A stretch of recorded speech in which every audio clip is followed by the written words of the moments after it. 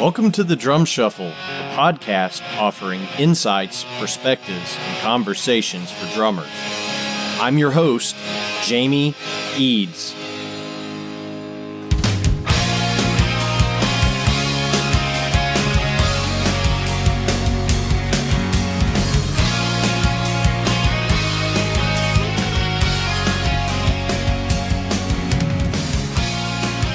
Hey, how's it going, everybody? Welcome to the Drum Shuffle. Jamie Eads joining you as always. This is episode 45. Today, we've got a fantastic conversation for you. It's going to be with my friend, RJ Rabin. RJ is just one of the nicest guys in the drumming business and a phenomenal player. And RJ, when we had this conversation, he actually, you're going to laugh all the way through this thing because he actually turned it around on me. Every time I ask him a question, it seemed like he goes, well, why don't you answer it first? So I'm not sure who interviewed who in this, but it is a fantastic conversation. And when I did the editing on this, I cracked up the whole day getting this episode together. So I know you'll enjoy it, and RJ will be coming up right after this message from Los Cabos Drumsticks. The best kept secret for drummers is finally out. Los Cabos Drumsticks may look like the sticks you grew up with, but these are not your father's drumsticks. Los Cabos Drumsticks is Canada's #1 drumstick brand, and they are coming to a retailer near you. With operations in over 28 countries worldwide, thousands of drummers have already discovered the Los Cabos difference. Using FSC certified wood from Canada and the US, Los Cabos make the finest quality drumsticks, percussion tools, and accessories on the market. The best news, Los Cabos Drumsticks offers you a ton of choice. They have 22 individual drumstick models and 14 percussion tools, many of which are available in 3 different wood types: maple, white hickory, and red hickory. Red hickory comes from the center or heart of the hickory tree and has been independently proven to be both stronger and more elastic than white hickory without adding a lot of weight. While most drumstick manufacturers have shunned red hickory, Los Cabos Drumsticks has embraced it, becoming the only established stick brand in the world to offer a full line of red hickory drumsticks. To learn more about Los Cabos Drumsticks, visit them online at loscabosdrumsticks.com, follow them on Facebook, Twitter, or Instagram, and don't forget to ask for Los Cabos Drumsticks at your favorite retailer. Dare to be different. Join the Red Hickory Revolution with Los Cabos Drumsticks. All right, everybody. As promised, we're going to be joined here in just a second by RJ Rabin. Again, RJ, just one of the great guys in the business. I had such a good time talking to him. RJ has a fantastic project up in New York called Freckle Legend, and they've got a new record out that we talk about quite a bit in this conversation, and I want everybody to go check it out. It's just a fantastic listen, and again, one of the nice guys in the business. So help me welcome to the Drum Shuffle, RJ Rabin. Hey, RJ, good evening. How are you, brother? Hey, Jamie, how you been? Man, I'm doing well. Cannot complain a bit. How are things up in the big city? A little noisy, but doing okay. We had a big Halloween parade yesterday, so it's loud. Yeah, for sure. And you know, I've been following you on social media for a while, and I saw you threaten bodily harm with your vehicle to a trombonist a couple of weeks ago. Do you want to get that off your chest? You know, I just heard him. There is a trombone player who has decided that the corner outside of my window is his place. He plays Tequila and House of the Rising Sun and the I Dream of Jeannie theme. It can happen anytime. It could be 2 p.m, but it could also be 4 a.m. New York has a way of I tried to find the quietest room in my house to have this conversation with you, and there isn't one. It's all good, man. New York has a way of, it's so loud, you kind of have to become zen about the whole thing. I think I resisted for a number of years, and it only hurt my soul. So now I have a very go with the flow attitude, and it forced it out of me. Yeah. Well, back in my day, and I'm talking, 20 years or so ago, I remember they used to make the buskers in New York City actually go down to City Hall or someplace that was designated to audition for a permit to busk, and you were assigned a street corner, but you had to pass an audition in order to get your license to busk with your trombone at 2 a.m. Do they still do that? When I was younger in Boston, I do remember that. I think if you're going to be on the subway, there's a certain amount of license and stuff you have to go through. But I think if you pull your trombone out on the corner, I gotcha. Okay. You get in a couple songs before the police come. Well, fortunately for you, you haven't had to, resort to busking with a snare drum out on the corner. So, I've thought about it. There have been dry spells where you think, oh, I better do something. I hear you. Well, cool, man. Well, it's great to catch up. RJ, as you know, what we typically try to do is kind of go chronologically. So I'm going to go back to the very beginning. Tell us all, where you grew up and how you ended up behind a drum set to begin with, and then we'll go from there. Yeah. So can I ask you that question first? How did you end up behind a drum set? My story is kind of odd. I was born pretty much a poor dirt farmer in just a tiny little hamlet in south central Kentucky called Windsor. And my parents were dairy farmers. So there was absolutely no chance of me ever being a musician just based on birthright in and of itself. There wasn't a lot of musical happenings going on in my neck of the woods, so to speak. Fortunately or unfortunately, however you want to look at it, my parents divorced when I was fairly young. I think I was about 10 or 11 when they divorced. And my mom had gone back to school and got her nursing license. And she moved to the town that I live in now, which is Georgetown, Kentucky, which is just outside of Lexington, the University of Kentucky. But from the time I was a little bitty guy, I was always mesmerized by drummers. And, I'm after the age of which I could say, well, I saw the Beatles on Ed Sullivan. That happened before I was born, obviously. But I remember the first time I flipped on MTV and saw Tommy Lee flying upside down in that, frigging cage or whatever it was that he had. And I was like, oh, well, the deal is sealed. So I just started asking for a drum set, and my mother, God rest her soul, after about 6 months of begging, took me to the music store and bought me just a cheap Japanese stencil kit.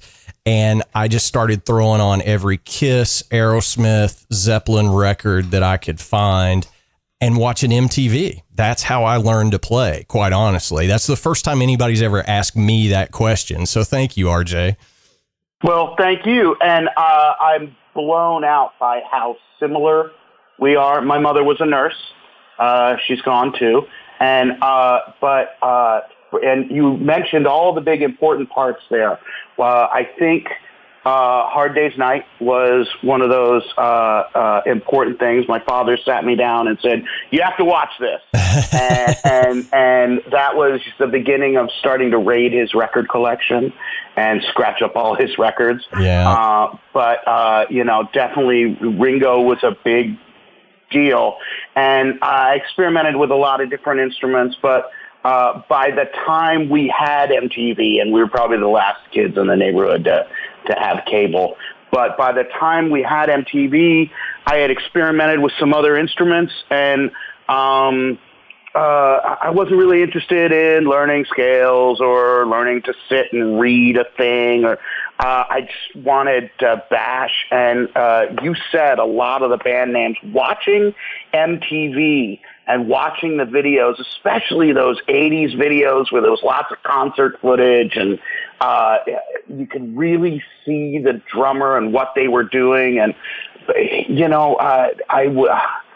one year I got in trouble at summer camp because I took the curtain rods out of the window and I was hitting the pillows. By the time by the time I took my first lesson, my first teacher, who's I'm still in touch with, but 15, 20 minutes into the lesson, he was like, "Okay, this is this play," and I had it, and he said, "Get this kid a kit. Get this kid a kit." Yeah, because I think we're very similar in what got us. And you said Tommy Lee. My first kit was an old gold sparkle Slingerland kit that I got for like $100 from some. But my first kit that I bought with my own money at 13 was a huge double bass pearl 24-inch bass drum kit, and it was the Tommy Lee setup, and I thought I was the coolest thing on earth. Well, yeah, I mean, that's just the cat's pajamas, and same, I saved up, working on farms and odd jobs and bought a pearl export kit when I was a kid because that's what, all the big rock stars had, and yeah.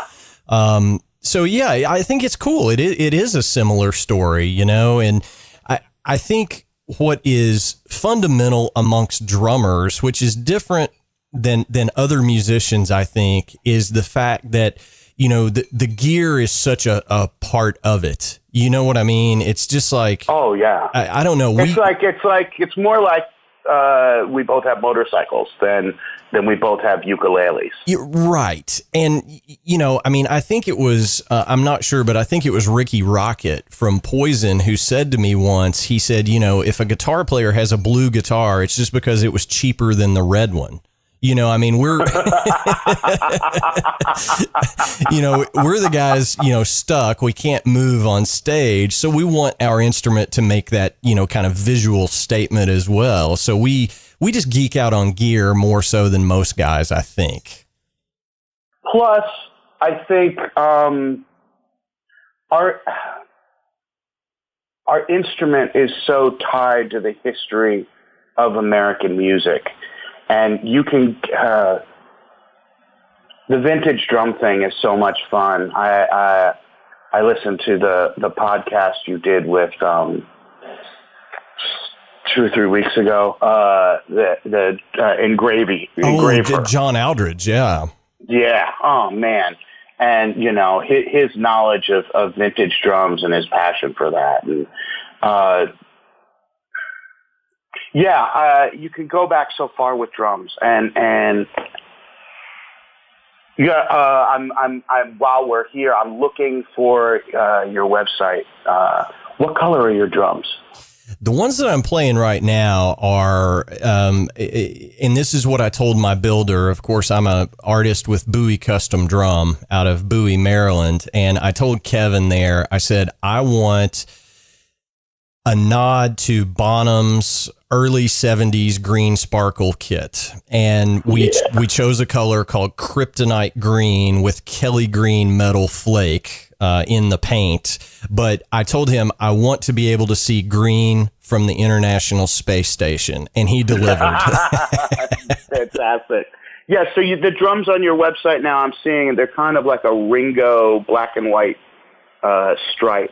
Yeah, that's my other Bowie kit, and that one was kind of like a gray and black ripple sort of thing. Which is a little bit more, I guess you would say, timeless nod to Ringo. So there's a reason that I pick the things I pick, right? I mean, it's very subtle, but like one is a nod to Ringo, one is a nod to Bonham.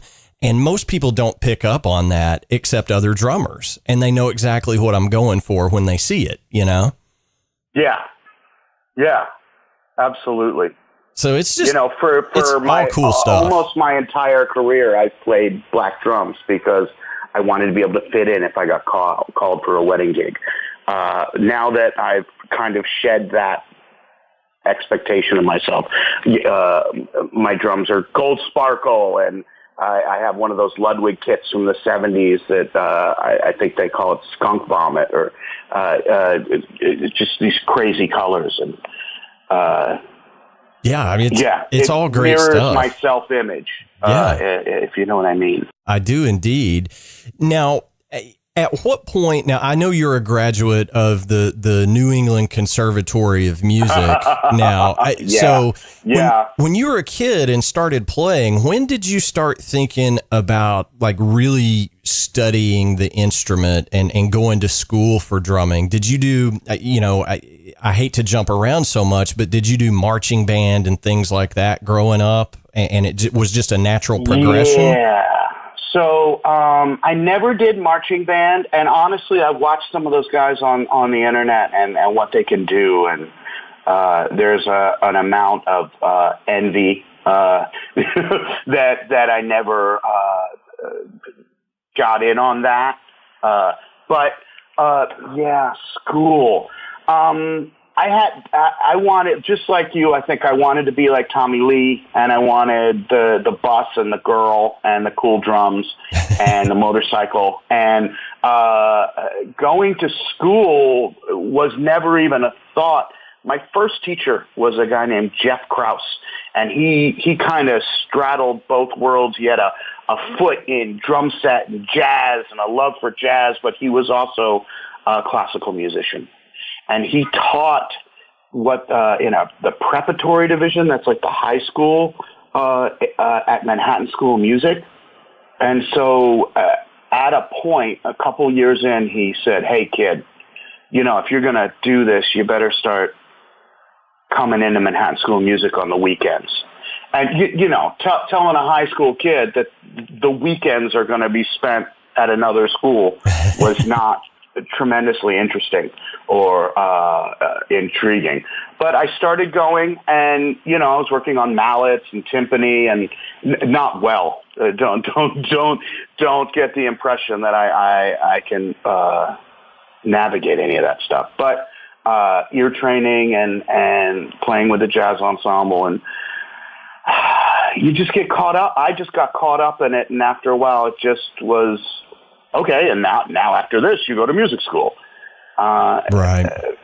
And I did that, and I learned a lot. I think there was a lot of valuable stuff in there. I definitely, I grew into adulthood and learned a lot of things. And but I don't know that school is necessary for everyone or even anyone. I learned a lot in school. I had some great teachers. I was very lucky to be exposed to a lot of different things and be in a bunch of ensembles with some great teachers. But, where I think I learned the most, and I think everybody has to actually, just the way you said it, is go on an adventure for themselves and actually skin their own knees and learn the things themselves. Where I learned the most was while I was in school. To make money, I was roadieing for some local bands in Boston. And there were two. There was this guy named Ronnie Earl. He had a band called Ronnie Earl and the Broadcasters. And there was another guy named Bruce Katz, and he had the Bruce Katz Band. And those two drummers, I roadied for them for years. And it was almost the exact opposite of what I was learning in school. In school, we were focused on being soloist and playing fast and doing well and kind of being a race car.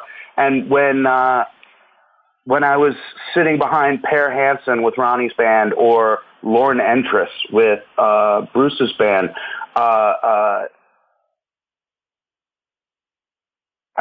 feel like I watched people be an actual professional musician, and something about sophistication and class through playing less and where they positioned the notes rather than how many there were. Or were they capable? Are you capable of shutting your mouth and letting the boss be the boss and stay out of the way? Yeah. And are you cool? Are you cool to hang out with in the band? Yeah.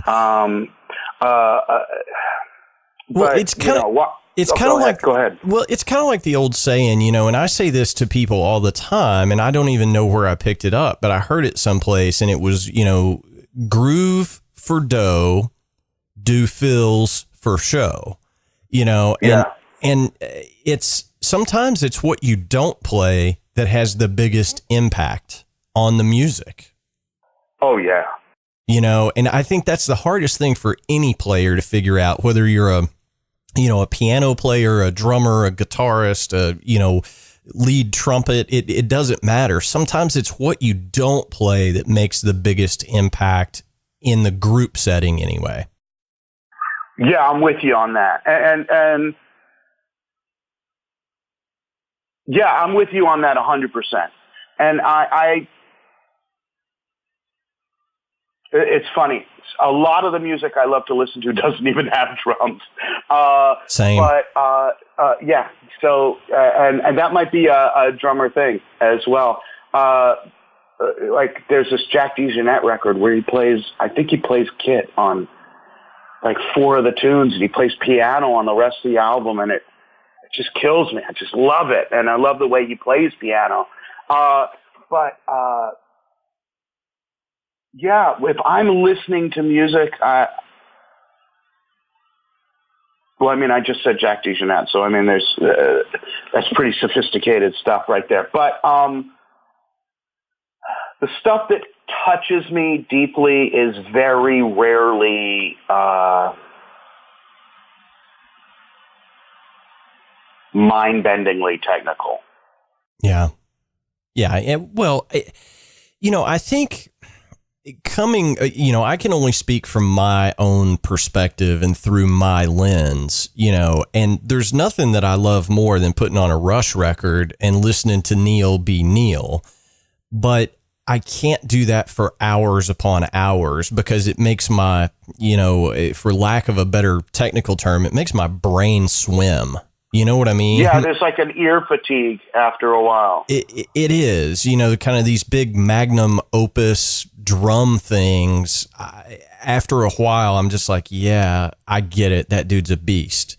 I would much rather listen to somebody play 4 on the floor, like JR or Jeff Picoro. Mm-hmm. You know what I mean? It's just like, that's just as cool to me as the 30-second note Radamacues at 240 BPM or whatever. I want to be clear though. I am not putting down anybody, and certainly not Neil Peart. But now you have your own recording studio, yes? Well, I partner with my best friend in the world. I do not have my own studio. I have a very small setup here that I do the drum shuffle from, but it's really just in my home office. Because I watched a video of Badman, No Fences. Mm-hmm. That is that the studio you built with your friend? Well, it's all him. Phil Weisenberger is a fantastic engineer and producer here in Central Kentucky, and he built that place from the ground up. And my connection to Phil, obviously he's my best friend in the world, and we played in a band together for a lot of years. But my connection there is when he has somebody come in to do demo work and they need a drummer, I'm usually that phone call. So I've been very blessed to partner with him in that way. So so it's more your partner who's doing the long hours at night with the editing and the crossfading and all the yes, yeah. He's the magician behind the board. Yes. Yeah, that's the ear fatigue that I was trying to reference. It's just that. Well, I'm sure you do it too. There's a point at which there's a point in the day where you got to take the headphones off and you're done learning music for the day because it all starts sounding like mashed potatoes. Yeah. And I think there's a reason why studios book in 4-hour chunks, it's because after, a 4-hour session, you don't want to listen anymore, especially to the same song. Oh yeah. 4 hours is twice my attention span. Yeah, absolutely. Well, speaking of the studio, I do want to talk about the new record, which by the time this goes to air, it will have been out for probably a week or so. But Freckle Legend, which is your, I think it was your brainchild. Your guys' record, I want to say November 16th is street date on that. You're on it, man. Okay. Well, The Long Walk Home is the name, and I've checked out a couple of tracks from that. Tell me a little bit about that project and how it was conceived and where you guys recorded it, because it sounds great. Oh, thank you. Thank you. Thank you so much.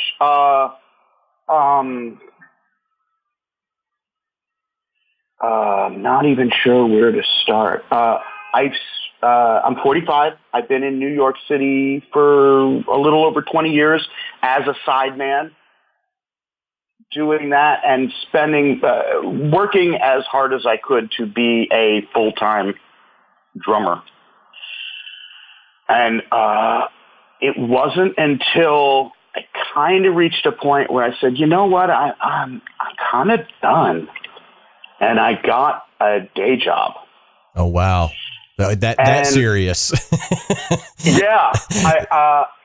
But what the strange thing I learned is that in having a day job, it actually, two things. One, it created a structure in my life that I could work around. I always knew I'm going to be here for this, I'm going to be here for that. So now if I'm going to practice, there's time for it here. And the second, one thing becomes the second you're disciplined in one area of your life, the rest of your life has to fall into place there as well. So that was one thing. The other thing was I found that at the end of the day, my ears weren't fatigued. My brain wasn't done in that part of my attention span and brain was not done. If I had spent 6 or 8 hours learning Broadway tunes for a gig coming up at the end of the week, the last thing I wanted to do was sit and write a tune with someone. But here, that part of my brain wasn't exhausted, and I had the energy and the desire to start exploring what I wanted. Does that make sense, Jamie? Absolutely, it does. And it's when I guess your desire ramps up if you're not getting that outlet on a regular basis. It kind of builds up in you, I guess, is what I'm trying to say. Yeah. It was really excruciatingly embarrassing to take a day job because there was this whole music school, and it was probably self-imposed. I'm not putting this on other people, but for me, there was this is what you do, and if you did something else, you're a failure. And I remember one time I became a tour guide. I became a New York City tour guide. And one day I was leading a tour and I saw Zach Danziger walk by, and I just shrunk into the crowd. I didn't want him to see me. You know what I mean? Yeah. And that's happened a couple different times where I've seen saw a couple other drummers, named drummers walk by, and you just, now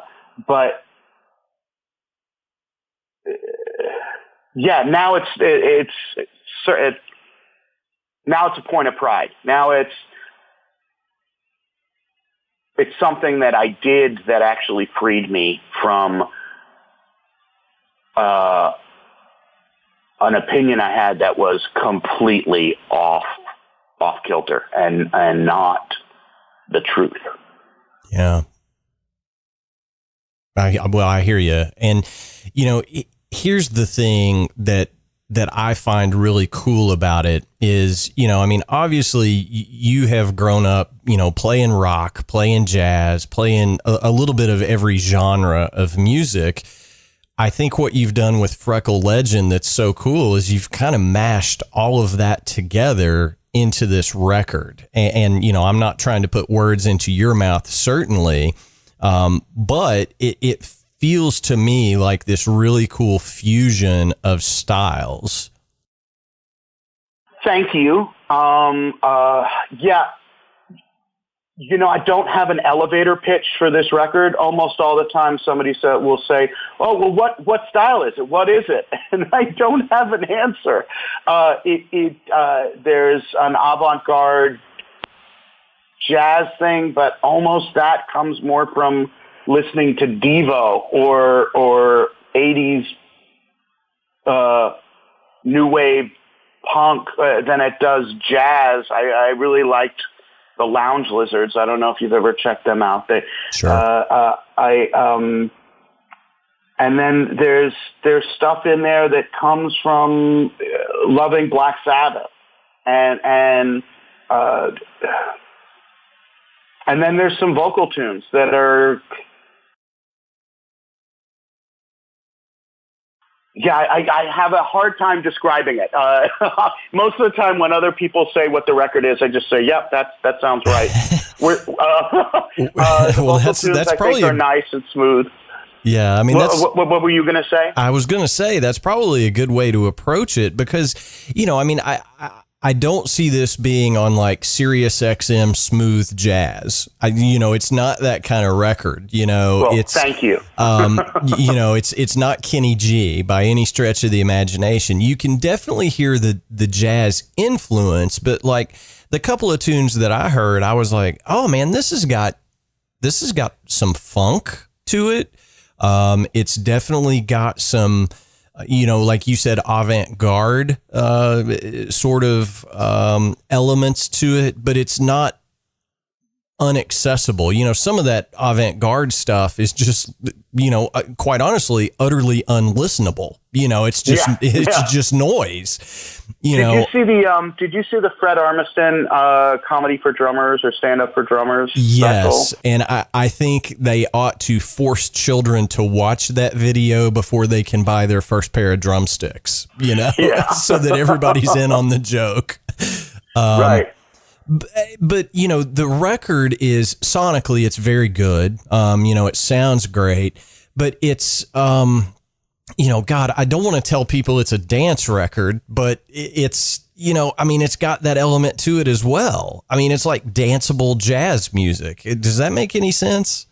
Yes, sir. And I really appreciate that. I think that's very generous of you. And I really appreciate that. I'm not,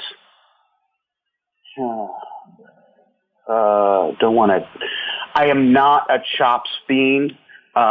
Maybe when I was in college practicing 8 hours a day, I had more of that stuff under my hands, but, I always felt that, where my abilities lay was creating a feel and being danceable.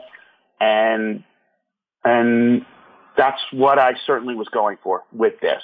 And I got really lucky. I brought in some incredible musicians who were like-minded and yeah, you know what I mean? I got very lucky. Yeah. Well, I did what I do. And then I also brought in some fantastic people.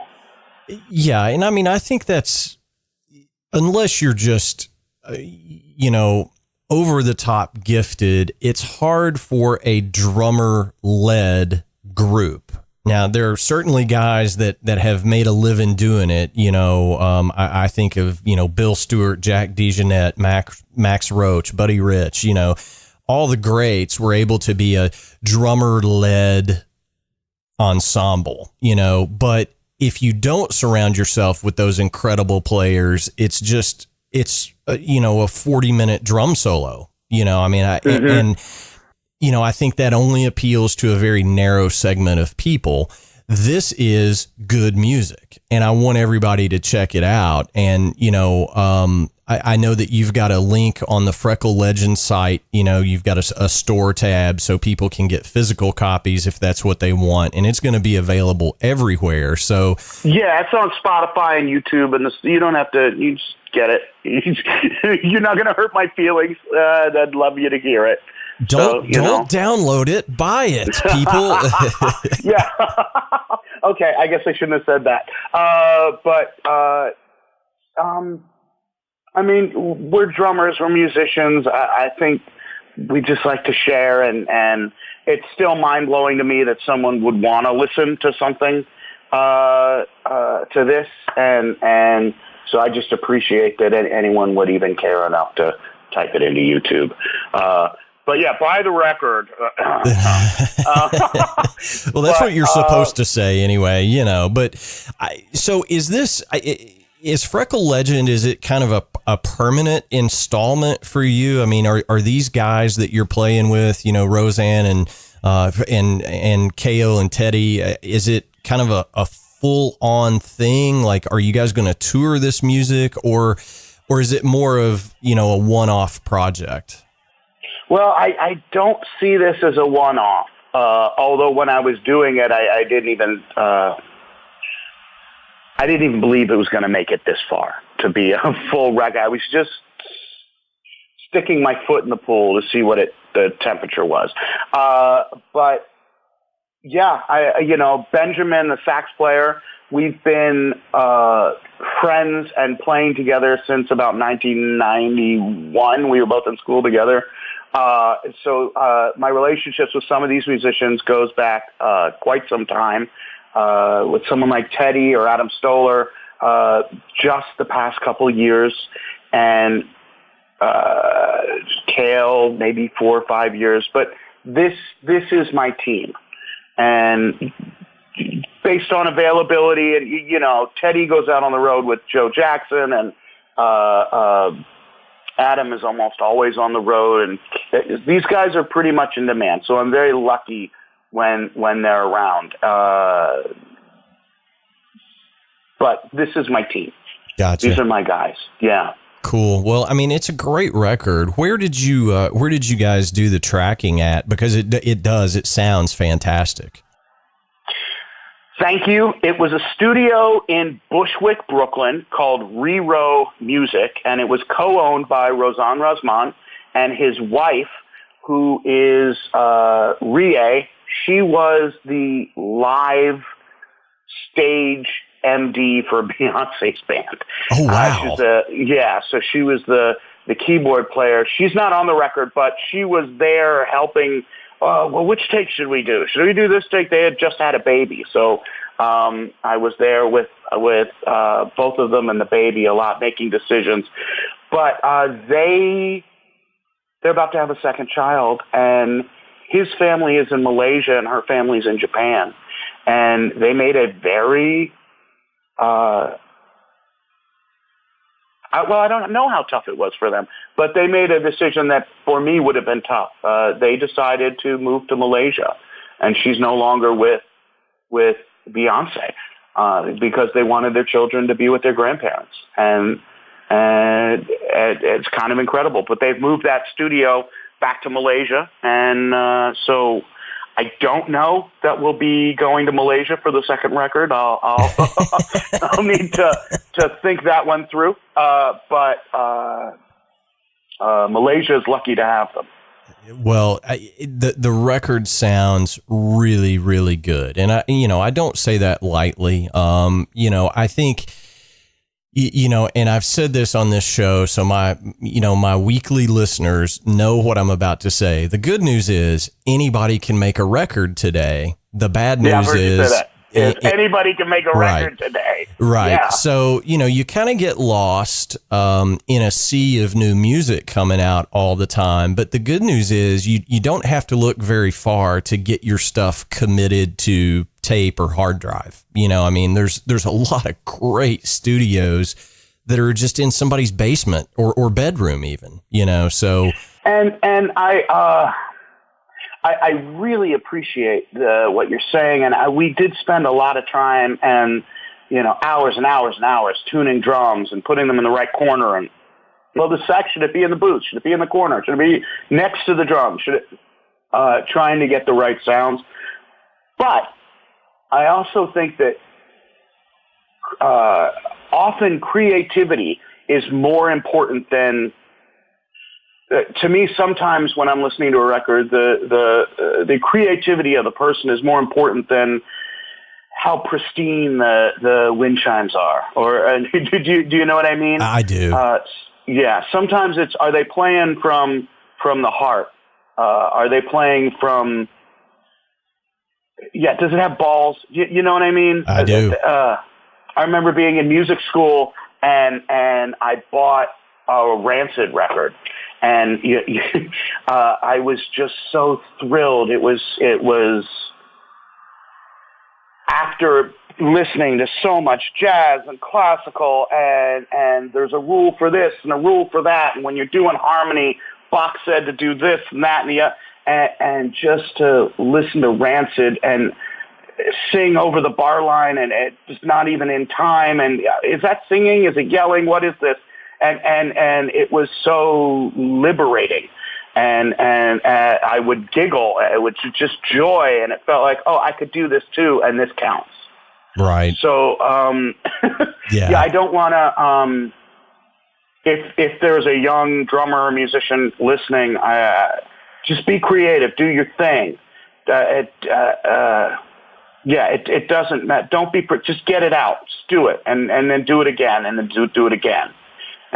You know what I mean? I do. And the players that approach it that way of the, okay, let's, let her rip kind of thing are the guys that change the face of music, Yes, sir. I mean, dare I say Bonham, he was just a different kind of guy, and obviously I'm a huge fan of Zeppelin and Bonham. That's the school I grew up in.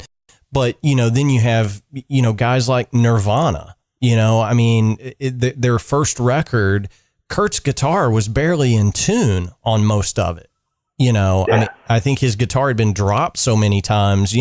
I think the truss rod was bent or something, it's just, is the performance real or not? I get exactly what you're saying.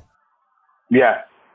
Yeah, I forget the quote. I saw something that was like, nobody broke the land speed record re-engineering the horse and cart. Or I can't, or not re-engineering, but perfecting the horse and cart. They had to actually start a different vehicle and do it differently. And I wouldn't be afraid to do that. And I listened to a different podcast you did with. Was it Brad Morgan? Yeah. I think it was Brad Morgan. He was talking about how he sets up crazy. Yeah. Was that Brad? Yeah. And the tom is where the ride should be, and the ride is where the tom should be. And I went and I looked at some pictures, and oh no, yeah, I know who you're talking about. Who are we talking about? You're talking about TJ Taylor from Soil. TJ Taylor or Soil. Yeah, sorry. Yeah. I was.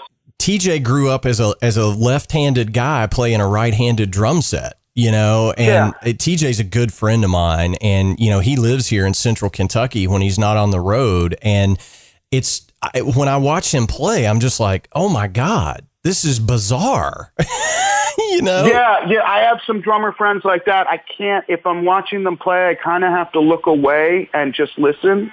Yeah. And when you don't watch, you can really hear how great it is. It's drums. Put it where you can hit it and play. And there's no rules. And I think it's a great approach to the instrument. Now, one of my favorite things to do on the show is to geek out on gear for at least a couple of minutes. And I got to say, when I went to the Freckle Legend website and clicked the About tab, I noticed immediately that you've got a beautiful set of Ludwig standards in that photo there. And I think you referred to it earlier in our conversation.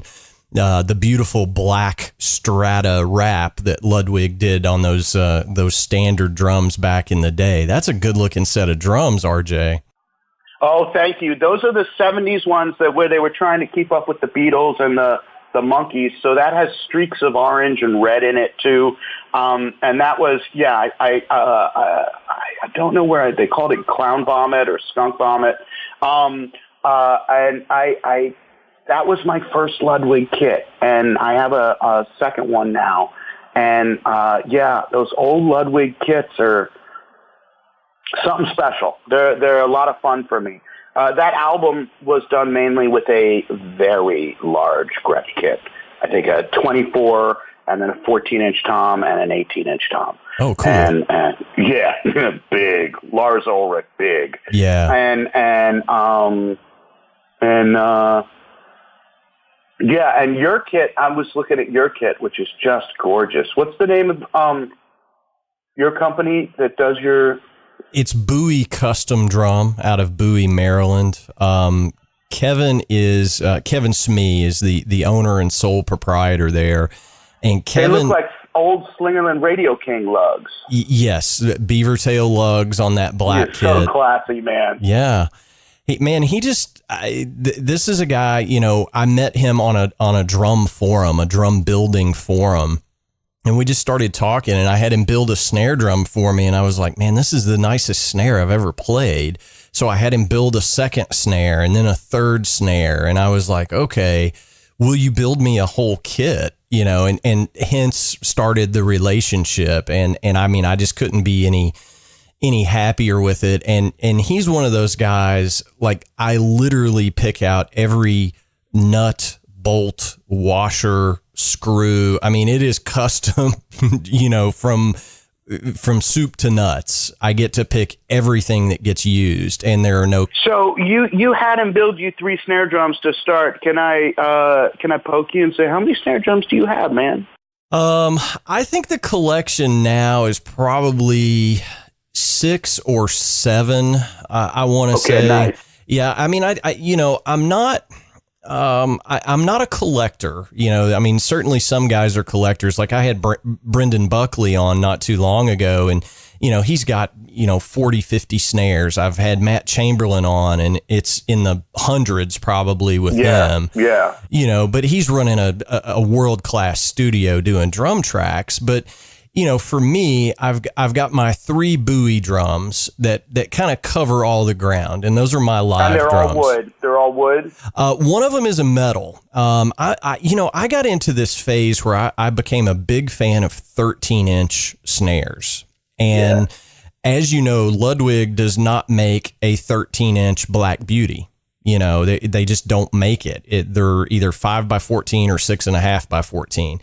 So I got this harebrained idea. I called up Kevin. I said, hey, man, can you build me a 7x13 Black Beauty? And he goes, well, no, but but he ended up doing it. He sourced a black nickel over brass shell and built me the one metal drum. I've got a steam bent walnut drum that he made, and then just a regular, ply maple drum. And then I've got, the various Ludwigs. I've got a 6.5x14 Black Beauty for the studio. I've got a 6.5x14 Supraphonic. I've got an old Ludwig, what they referred to as the Blackrolite. It's the acrolite in the black finish. I've been told that that's the most recorded drum there is. I've been told that the Blackrolite is one of the most recorded drums. I think, which is crazy because it was that first drum that a lot of us got as a student. Yeah. I mean, I think any of the Ludwig metal drums, I mean, certainly, Hal Blaine recorded just dozens upon dozens upon dozens of hits with a Supraphonic, so, I mean, I've heard the Acrolite, I've heard the Supraphonic, I've heard the Black Beauty, and they're all 3 Ludwig metal drums. So go, I take that however you want, but they are just all over the place. And, if you count records sold, Zeppelin, the Beatles, the Rolling Stones, just those 3 using Ludwig metal drums on most of their recordings. I mean, yeah. So lots of records sold with those Ludwig metal drums, no doubt. Yeah. No doubt about it. So, well, RJ, I think this has been a great hang, and I've just loved talking with you. As you know, since you do listen to the show, one of our traditions is we ask our guests for a good piece of advice. What would you offer up to other musicians and other drummers to take out into the world in our day-to-day lives? Wow, man. I'm going to give you two that old men said to me, and both of them, when they said it to them, I thought, man, you don't know what you're talking about. One is, don't make it swing, let it swing. And old clarinetist named Jimmy Jupri said that to me once while we were watching football. And at the time, I was like, man, I'm working at this. Don't tell me what to do. Slightly loosening your grip on life and letting things flow naturally has a certain amount of perfection to it in and of itself. And maybe forcing things all the time ends up not being where you perfectly should be. So don't make it swing, let it swing. And then the other thing that I am only just learning, which is why I called the album The Long Walk Home, was one time drummer Bob Moses said to me, he said, man, it's never too early to start being yourself. Oh, wow. Yeah, that's profound, man. Yeah. And again, at the time, I was like, man, I got I got the rudiments here to practice, and I'm trying to be like Vinny. So if you could leave me alone about that, right? But here we are years and years later, and it really is. That's a true one for me. Well, I'm going to go out on a limb and say once again, the Long Walk Home, the new record by Freckle Legend. It's a great record. I want everybody to check it out. That's my plug that I'm going to give for you, RJ. You've been just a fantastic guest, and I've enjoyed it so much. Obviously, the invitation is open. Please keep us posted here on the Drum Shuffle with everything that's going on. You are welcome here anytime, brother. Hey, will you let me know when you're in New York? Oh, of course. I will. Hey, can I nominate a drummer or two for the show? Could I let you know a name or two that you might be interested in? Not only can you do that, I welcome that. So, I tell my listeners every week, keep your emails coming. Tell me who you want to hear from. So who does RJ want to hear from on the Drum Shuffle? Well, there's an incredible drummer here in New York named Dina Turiello, and she toured for years with a band called Antigone Rising and with Rob Thomas, and she just got the Go-Go's Broadway show, I don't know what is it, Head Over Heels.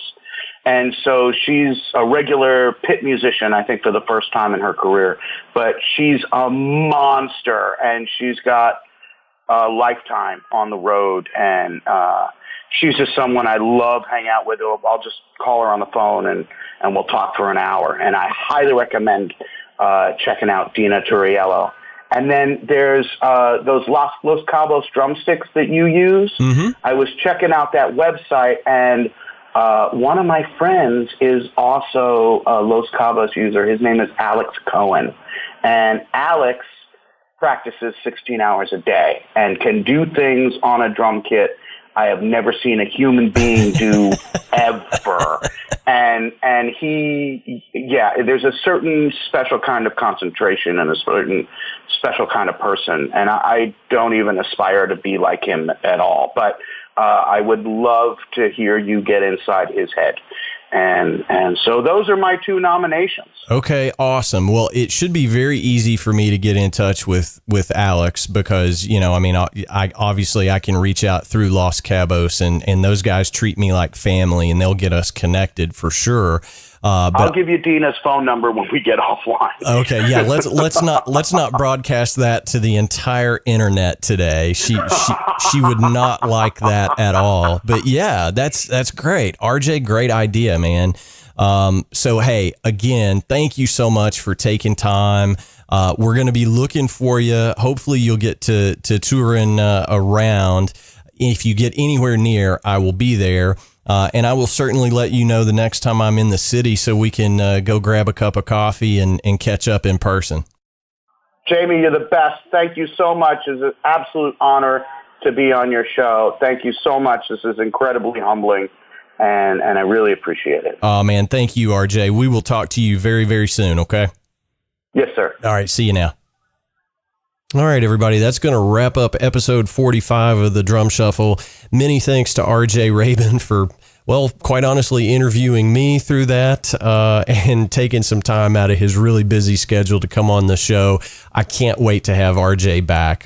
He is certainly someone that I'm proud to call my friend, and we will have him back. You never know. We may even get him to start co-hosting because he did as good a job as me, quite honestly. Next week, I want to make sure everybody hits the subscribe button on whatever platform you're using to listen in. Next week, I'm going to be joined by another friend of mine, just a monster drummer. David Parks is going to be joining us. David has worked with just tons and tons of people.